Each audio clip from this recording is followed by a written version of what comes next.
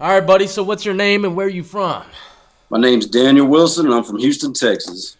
Daniel Wilson from Houston, Texas. And man, look, you're on one of the shows that I enjoy, that I've enjoyed more than most, okay? And it's called They Almost Got Away With It, correct? How They Almost Right. Got Away With It or something along those lines. I used to watch it all the time, man. Drug traffickers and everything are on that show. And you were on it, correct? Yes, sir. And season 8, episode what? No, season 7, episode 8.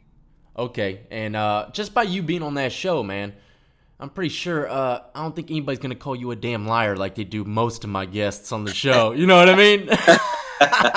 Yeah, it might kind of prove it, huh? Jesus, man, I have people calling one man a liar. Next thing you know, they're saying that they were the best guest on the show. It's Yeah, crazy, man. I trip on them comments. I always get caught up in them while I'm watching. God Almighty, I don't mind them, but I feel sorry for the people that come on. They have to deal with that bullshit sometimes. Man, you just gotta let that shit go. Yeah, they do, man. But so you're on this show, and you've done a lot of time in TDC, Texas Department of Corrections. You said from 17 to what? 30 what? 37. 17 years old to 37, man. I haven't even heard your story at all. All you said was you were on that show. Let's hear it, man. How did it all go down, my friend? Man, really, it was supposed to be a simple burglary. The guy knew it. One of the guys that was a friend of my best friend came and was like, man, I got this house. They got a bunch of money in there. He's got a bunch of guns. I know the people, but they're not home on Tuesdays. I need a ride. Mm-hmm. I was like, I'm the only one with a car. So I was like, man, all right, I'll drive. Man, I drop them off at the driveway. I circle the block, come back around, and they come hauling ass up out of there. First, my best friend comes running out, and you can just see his face is tripping. Next thing you know, I hear some gunshots, and I'm like, what the hell? And man, the people were home. Wow. Now, what made this house so special? It was just he knew that they weren't supposed to be there, and he had been there, so he knew what they had. And they had okay. So he kind of knew a little bit. He was targeted specifically for the gun collection, really. Oh, he had some nice guns. What was some of the? Was there any guns in particular that were like, yeah, we got to get those? I mean, he really had mainly like hunting stuff. Mm-hmm. He didn't have any like AKs or nothing like that. I was thinking maybe like Civil War muskets or something. Yeah, he had a little bit of real old stuff like that, but man, we didn't know the value of that stuff. We were kids, man. This kid was 15, I was 17. Oh yeah, damn! I gotta keep on remembering that you were 17, man. So it didn't really matter. You just had a bunch of guns in the house. Whatever else is in there, y'all were about to get it in. All right. So he came running out, gunshots. What happened? Yeah, so he jumps in. I mean, they have little bags, like pillowcases or whatever, just stuffed full of guns, and they jump in, and go, go. And man, on the way, Dennis's face, he's not even really talking, and he was the one that went in the house with him to grab the guns. But the dude that shot him, Harold, that's who the episode is really about. I Almost Got Away With It. Uh-huh. I was just in it because I'm the only one that's out of prison, out of the crime. That's why they wanted to interview me. Oh, and so homeboy got shot? Yeah, he shot 2 people. There were 2 people in the house that weren't supposed to be there. Oh, he shot him. Yeah, because he knew them. They knew him. So he didn't want any witnesses, So they lost their lives. Later on, we found out that there was an ulterior motive. Because, I mean, like Harold, I had only met him like the day before. He was my best friend's friend. And after the story starts coming out, he was really targeting this dude. He was playing us. Because he was targeting this dude because supposedly this guy had sexually assaulted his mom. So he was really targeting the dude. He wasn't really trying to rob the house from jump. Yeah. To get the dude, So these people really lost their lives? Yeah, both of them, bro. Yeah, he got double capital murder. And you had no idea any of this shit was going to go down, huh? I mean, there wasn't even supposed to be anybody there, bro. Yeah. It was supposed to be a kick door burglary. Not no robbery, not no capital murder. What the hell, man? Yeah, I did 20 flat day for day, and then 2 more days on top of that because I wouldn't testify against my fault partner. So I ended up with 12 contempt of court cases when they put me on the stand for refusing to talk. Solid, boy. That's solid, my friend. Yeah, really Um, young and scared, man. yeah, but most people when they're that age and they're scared, they just drop dime all the way around as soon as they get locked up. You know what I mean? Yeah, but I was pretty fortunate because my dad had been down several times and my uncle had been down a few times, so I kind of knew the game. Yeah. I knew better. Uh, so you went from. So did you go to adult jail at Yeah, 17 or what? yeah. How did all this turn out? I mean, In Texas, when you're 17, they don't even have to certify you. They just put you right in the adult jail. wow. Yeah. There's a lot of shit going on in Texas right about now too, man. Man, when I was there, county was crazy. They had the 10th floor, and that was called the Gladiator floor. Okay, where were you at? What area? Harris County in Harris Houston. County. Yeah, Houston. That's out there in H Town, huh? Yes, sir. In Did you see Harris the County text Jail, that's what yesterday? it's called. Huh? Harris County Jail, that's what it's called. Yeah, that's what it's called. Yeah. Now they And have several, but I mean, back then this was the main one. yeah, that was like 30 years ago when he first went in, ladies and Right. gentlemen. So just keep that in mind. Right. But all right, so you get into jail, and let's just go ahead and bypass because I like to hear about stuff like that. But if it's like so long ago, Yeah. so much has changed. So I don't really Yeah. want to hear Yeah. about too much of it. I want to hear more of the fresh stuff. I mean, well, let me ask you this: when you first went to jail, how was it? Did you have any rough times back then? Yeah. I mean, only a couple, and most of them were because I was young and naive and didn't know how to keep my mouth shut. Yeah, Kind of got in some people's business. So, I mean, a couple times, most of it was my fault. It wasn't just like people are just calling you out for no reason. It wasn't yeah. that bad. And back in the day, they say that's when everything was even worse. You know what I mean? So if you're saying that now from back then that's all right, man. Yeah, you could make it, man. Just stay out of the way. Yeah. All right. So you, how long were you in county for? 2 years. 2 years, and you went up the road. What was your first penitentiary? Oh man, Terrell Unit, which is not even called that anymore. That was in Terrell unit. '94. Yeah, Terrell Unit. Now it's called Polunsky. Mm-hmm. But yeah, that was like 3 days after I got there. You got to realize this is my first time ever being. I never even had a speeding ticket before this. This is Yeah. my first time being in trouble. So prison was like crazy. The third day I was there, the SAs are fighting for power because the unit just opened. It's only been open 2 months, and they're trying to see who's going to run it. And I'm on the rec yard, and a riot starts between one town and another town, and man, they're killing each other. And I've been there 3 days. I ain't seen nothing like this before. I didn't grow up in a thug on the streets. So I Yeah. wasn't used to that, man. I was like, dang, I'm talking about they were trying to kill each other over this stuff. Yeah. And that's And when I realized, damn, this shit's real. and what level prison was that? What was the lockdown status of that prison? It was medium max. Okay. So y'all pretty open a little bit. Yeah, this was on minimum custody for that Yeah. unit, Yeah. Yeah. But whew, they weren't playing. Yeah. So did you ever get ran up on by some kind of groups or organizations? Oh yeah, especially like the first couple of years you're there. Every time you hit a new block, you don't know anybody. So I mean, yeah, they're gonna try you a little bit. I mean, there they call it a heart check. Yeah. Like back when I was there, at the most you would fight like 3 people, back to back. After that, you're good. But I mean, you change blocks or go to a whole new building, it starts all over because you don't know anybody yet. Yeah. But I mean, after like a couple of years, everybody starts to know you. They know that they're not going to take your stuff without a fight. I mean, I had a couple of organizations approach me, but I just wasn't down with it. I'm too hard-headed to take orders from somebody. How would you go about saying that to someone that roll up on you asking you? Man, I just told them the truth, man. I told them, you know what? I promised my mom 2 things when I got locked up in county jail. I wouldn't get in a gang, and I wouldn't get any visible tattoos. And I stuck to that the whole time I was there. And a damn gangster will respect your mama's wishes, my friend. I know I would. Right. You can't beat that. Either mama's wishes or the Lord's wishes. Right. You gotta respect both of them. I mean, I'm not going to say that I wasn't tempted because, I mean, that's a lot easier way to do your time. Yeah. People respect numbers, Yeah. But I mean, it was well worth it. I kept my promise to mom, and I didn't have to go through any of that BS that a lot of people go through just to try to become a member. Yeah. I mean, you end up catching more time over somebody that you haven't even met.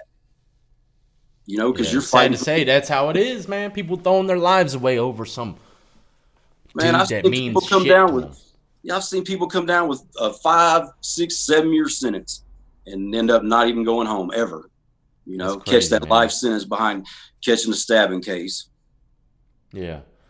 I hear that in Texas, man, there's a lot of like people taking advantage of individuals sexually, man. Is that something that You know happens over what? there in Texas? It was starting to happen a lot, but you know what? Most of it, I'd probably say like 80% of it isn't by force, it's by finesse. Finesse. Jesus, I say that all the time. It's a damn And that it is. damn That persuasion, my look here, friend. that conversation game can kill you. Hey, I seen these dudes talk to him and become their best friends. Next thing you know, you see them, they're trying to slide up on them cheeks. Yep, there's always a motive.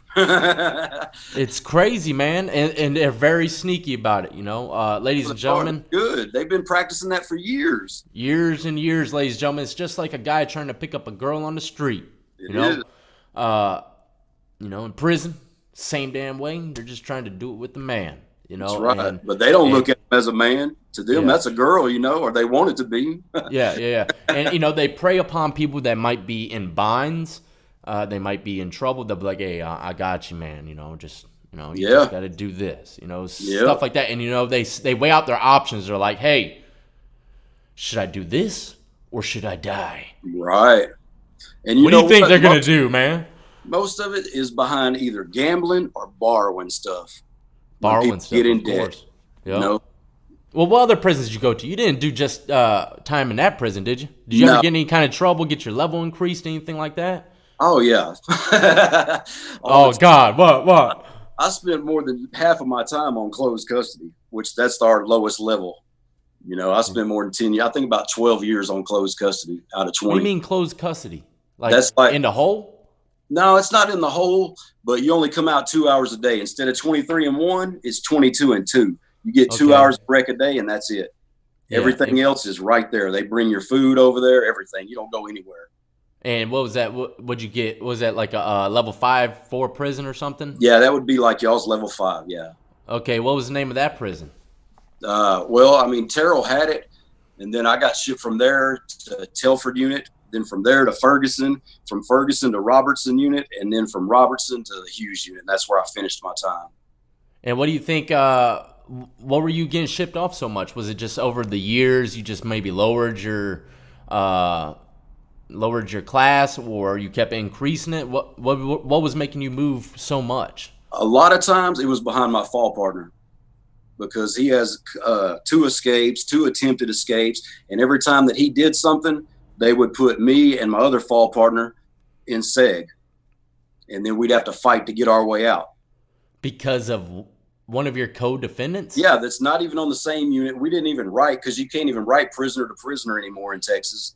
So, we weren't even in contact with him. But anytime he tried to escape, and the time that he actually did escape, they segged me and my other fall partner.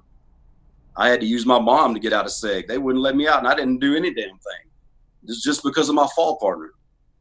That's unbelievable, man. Were y'all in the same institution? No, completely different. Completely different prisons.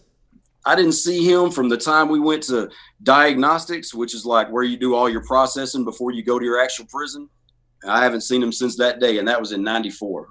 So you said, I have horrible memory, man. 27 years? No, 20 years. 20 years. Okay. Was that a long damn time, man? Did it really feel like a 20 piece? It didn't, bro. It went by pretty damn fast, huh? It did go by a lot faster than I thought it would. I didn't really realize how long it had been until I got out. Because when I went down in 1992, there were no damn cell phones. People had beepers. Yeah. The only kind of cell phone there was came in a suitcase about this dang big, and you put it in your car and plug it up to the cigarette lighter. Yeah. There wasn't no carry around cell phone. It was all about beepers and stuff. I got out, and they handed me a cell phone. I didn't even know how to turn the damn thing on. I walked out of the county jail because they took me back to county jail because I had them 12 contempt of courts. I was supposed to do 6 years time on that. But the judge that gave it to me had retired. And my mom talked to the new judge that was there and explained the situation. And he dismissed him because he said, man, he did the whole 20 My mom was like, yeah, he just did 20 years. He said, okay, I'm going to give him time served, case dismissed. So he let me make it on 6 years worth of time with him, contempt of courts. Damn, that's all right, man. Yeah, so I'm walking out 2 days, 20 years and 2 days. I walk out, and this guy, I guess he's like a taxi driver. I didn't know about Uber or anything like that. I never heard all that. So he's like, hey, you need a ride? You need a ride? I said, I don't know. I got to find a payphone. He said, a payphone? Man, how long have you been gone? I told him, 20 years. He was like, oh, man, there ain't no payphones no more. He said, here's my cell phone. Use it. And he handed it to me, and I was just looking at it. I couldn't even figure out how to turn it on, bro. He had to turn it on for me, dial the number and everything. So I could call unbelievable, my mom, man. I was out. That's crazy, man. Much changed in 20 years. I mean, it was just like culture shock. It's like really almost like I'm having 3 different lifetimes. One as a kid up to 17, and then one from 17 to 37 in a whole nother world. And then I got back out, and this was a whole nother world. Yeah. So, I mean, yeah, it's crazy. It's unbelievable, and you're adapting, man. You're adapting. You're doing all right. Oh, yeah, I've been out 8 years now. It's amazing, man. Never had a ticket. That's amazing, man. You know, it's unfortunate what happened. You know, a lot of people get caught up in shit like that, especially like drivers like you. Right. Just driving, don't know what really happened. They just get in the car and you drive off, and then you're an accessory to murder. You know, and but that's how it happens sometimes. That's why I always tell people, man, look, if you shouldn't do no dirt. No, you but shouldn't. If you do, you better do it alone. Yeah, it's definitely not worth it. It's definitely not worth it. I mean, even that person you think is all the way down ain't always all the way down when that pressure hits. For sure, man. You know, that is the truth. You're just better off not doing dirt, period, and then you ain't got to worry about it. Yeah, that is true.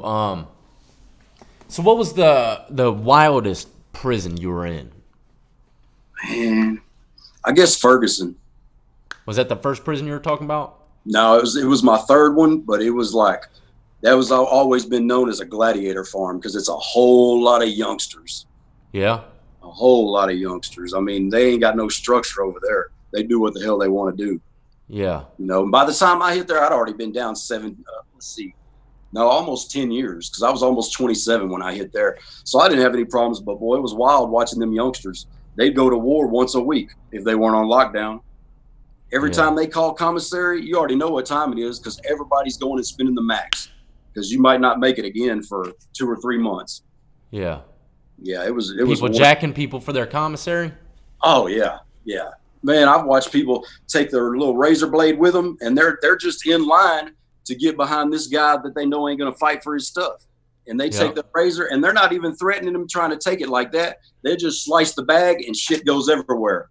And all of them will run up there and grab stuff and haul ass. And he's just sitting there with a cut bag looking like dumbfounded. He don't even know what to do. I've seen that numerous times, man. You know, I've seen one where dude, and I don't know how the hell you didn't notice it, man. You know, every time I've seen it, they would go in, just cut the bag really quick and stuff would start falling out, right? And the guy usually notices and can hear that the damn soups are falling out of his bag. They turn around and they might rock him or just, you know, what are you going to do? Give me it all or, you know, whatever. Yeah. But there's this one time, man, this dude sliced guy's bag and he walked all the way up to the damn building, went up the stairs with food just leaking out as he's walking, and he never noticed, man. Man, he must have been high. He had a lot of food, man. He had a lot of damn food, but he never noticed, you know. And I couldn't go into the unit to follow up and see what happened with him, but damn, you know, people were following behind him, picking up the canteen and shit. It's crazy, but yeah, that stuff happens. Good old razor blade technique. Yeah, I seen more. Like I told you, I mean, the same way with the punk game, the same way as with the extortion game. About 80% of it is by finesse. Yeah, you know, I mean, they weren't going to fight from jump. You know, them people that come in there and get talked out of it like that, they weren't going to fight from jump. Yeah, you know? That's what they do, man. I've seen so many walk up to the cells, you know, 4 deep, you know, Bloods or whatever, Crips, whoever's running the yard or unit at the time. They'll walk in there 4 deep, say, hey, look, give me half your canteen. We won't do nothing. If you don't, we're gonna beat the hell out of you and take it all. What you gonna do? You know, and they're gonna constantly give them half. And if they stop paying, then they might be even more trouble. Oh, you know? There ain't no such thing as stop paying. Once you do that first pay, man, you better be Yeah. ready to do it consistently. Yeah. I mean, it's either that or catch a case, Yeah. because that's the only thing they're going to understand. Because if you didn't fight the first time, they ain't scared of you after that. They know Yeah. there's no repercussions. Who was running the prisons in most of these places? Man, it was pretty open. What was We like never, the dominant let's say if someone were to say they are usually the most powerful in Texas prisons when it comes to organizations or anything like that, numbers, what do you think would that be? man. It I just mean, varies from there, institution to institution? yeah, there. I mean, there's always a lot of Crips and a lot of Bloods, but they usually have so much inner turmoil going on that they're not all united. And if they were, then they could run everything. Yeah. But usually, it's the SAs, MA. They Yeah. pretty much got everything on lock wherever you go, or at least And the units that I was on. do they rock with anyone else? Do they do business with anybody else? Because in Oh California, you yeah, can't do business with other races sometimes and stuff like nah, that. Texas politics is nothing like that. Yeah, it You can sounds a do lot like business. Virginia's. I mean, it doesn't matter who you do business with. Business is business. That's about money. Yeah. So now there ain't no restrictions on that. So you can gamble with anyone, any color. Oh yeah, yeah. They So don't like, put any restrictions on it. you I do mean any now. gambling in there? Oh yeah, hell yeah. I loved football, so I was always on them parlays and them pick'ems and stuff. Yeah. You didn't play no poker though? We didn't. We aren't allowed to have cards. So I mean, if you do that, What? you got to make a deck of cards and then try to play on the sly. Hold on. So it wasn't worth it. The whole state of Texas, you're not allowed to have cards? No, you can't have cards. They don't sell them. You can't have them. About the only way you play cards is somebody sit there and take their I time. can't hear you, Make man. I can't. I don't even have my earbud in. Oh. I'm about to faint over here. How the hell does a prison? How does an institutions? How do you not have cards in prison? Man, they've never had cards. The whole 20 years I was there, we never had cards. Unless In somebody made multiple institutions? them. All of them. Man, out of everything that everyone has told me, 2 years I've been doing this shit, this is the most unbelievable thing I've ever heard. I don't care about. I've heard all the crazy, gruesome shit, but damn, these institutions ain't got cards. I know. I tripped out. I thought they would have them in prison because we didn't have them in county jail. That's crazy, man. Yep. Only way you make cards, everybody will collect like the milk cartons and, cut the four sides, Yep. top and the bottom off, and sit there and draw them out with some markers. That's Yeah, the only way you can play cards. Yeah, I've seen people do vicious ass chess pieces Oh, yeah. out of toilet paper. I'm talking about. Yeah. I've seen a chess. What? I know a dude that used to make them out of soap. He Yeah, carved soap. them. Yeah, Yeah. I've seen soap too. Man, I've seen soap. I've seen toilet paper. I've seen toilet paper and toothpaste with a little Yeah. sandpaper. Yeah. Dude, it was beautiful. Yeah. It was a piece of art. And look, when they went to shake us down, right? Most of the time when they have stuff like that, they'll toss it. Yeah. The sergeant and lieutenant, after the regular CO found this chess set, the sergeant and lieutenant said, look, man, we can't destroy that, dude. That's going to go on your property, all right? And we'll send it home. Damn, it must have been nice. It was that beautiful, dude. Damn. It was magnificent. It looked like what is it, like pearl or something. It was shiny. Even the pieces were kind of shiny, like a real chess set, man. What did he make it out of? I have no idea. I know we had these things, like people were making lighter cases in prison. Back in the day, we were allowed to smoke and have lighters. Right. They were making these lighter cases, and they would put like nude pictures on the Yeah. lighter case, and then paint it with Shellac. not the shellac, the wax that you do Oh, on yeah, the yeah, floors. Yeah. And that's what he was using. That's the only thing I could have possibly thought that gave that shit the shine that he was. Yeah. getting, but it was polished, it was shined, it was amazing, man. And that's how our cigarette lighters. Look, I had so many damn lighters with naked girls all over, man. It was crazy, I used to have this one lucky one, boy. That's my lucky girl right there, Right. Yeah, when yeah. I first went down, we could smoke too, but they took them away in '95. 95, damn. Y'all must have been one of the first damn states to take it away from, because most of the people out here got, when it started getting taken away, it was like in 2005, 2008, between those, Man. Texas is hardcore. I see, man. They'll take anything you'll let them. We don't have TVs. Wait, hold on. Hear y'all talking about TVs. We don't have TVs. You can't buy no TV. You got a TV on the block, but you ain't got no remote for it. The officer has to come. So y'all can't have a TV in your cell? No, we get a radio. That's it. And you've been out for 8 years? Yeah, 8 years. I wonder if any of this has changed since the 8 years. No, I know the TVs haven't. Because my buddy's still down there. You know, I don't really keep in contact with him, but I keep in contact with his sister. Yeah. And that'd be the first thing he'd tell me. So I know they ain't got TVs yet. That's torture, man. Yep. That's true. That's true incarceration. Yeah, Texas doesn't play. They want you to have the least amount of stuff possible. Because twice a year, they do what they call a major shakedown. You have to pack everything you own in that cell and carry it to the gym and let them go through it. Yeah. It's crazy, man. I was watching a video yesterday, and it was like this famous rapper or something.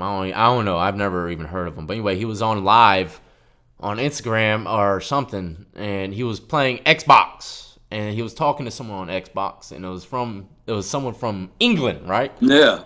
And this fool was in prison in England playing the Xbox and talking to the guy, and he's like, yo, you're in prison? He's like, yeah, how long you got? He's like, 20 years. He's like, how long you been down? He's like, 10. He said something else. It was like, I think he said 6 or something like that. And he's like, damn, so you got about whatever left? You know, he's like, no. England, man, we only do 50%. I was like, damn. So the rapper guy said, man, y'all playing Xbox? Y'all talking to me from prison? We could go over there, catch a murder 100 years and only do 50 piece. Yep.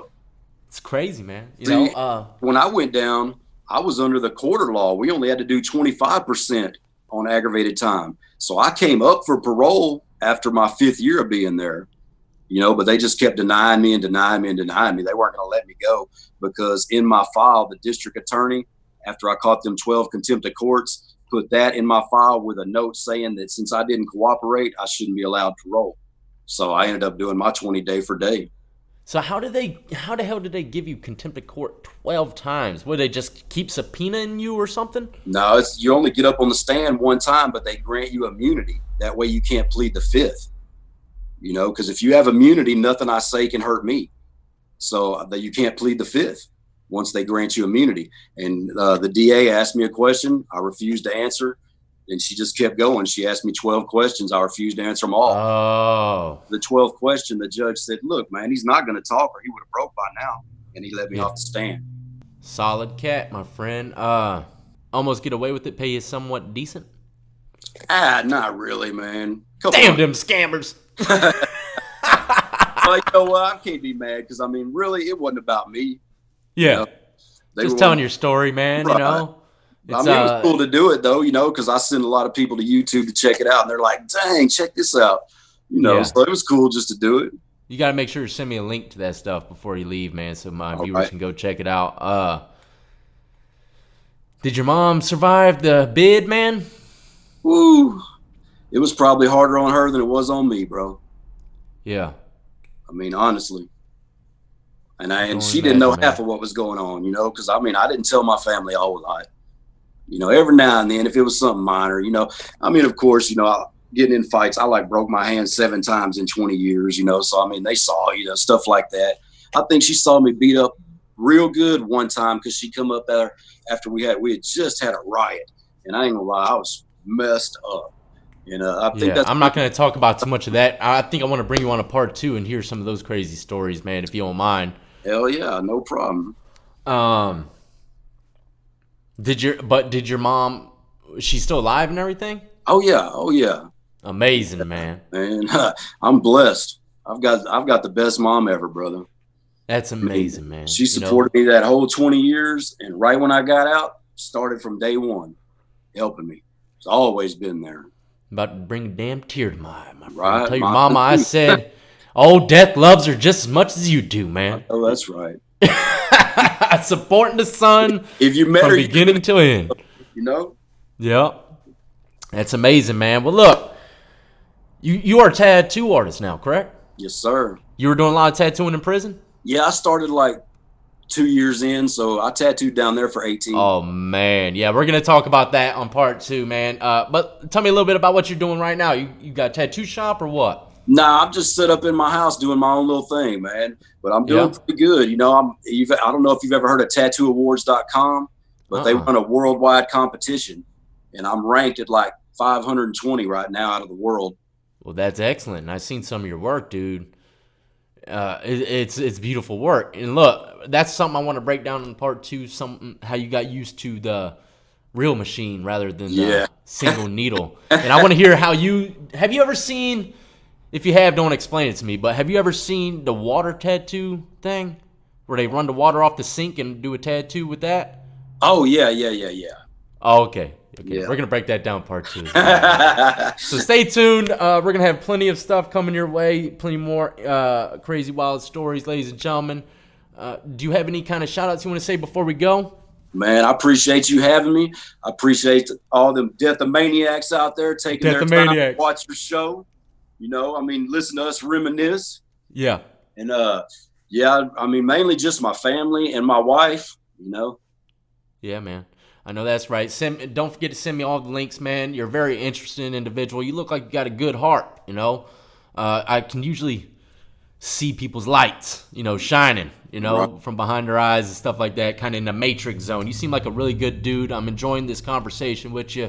Can't wait to hear you again on the part 2. Just be safe out there, man, and stay free. You've been doing great. 8 years. It's an amazing thing. Already, brother. All right, buddy. Take it easy, man. Oh, you too, Death.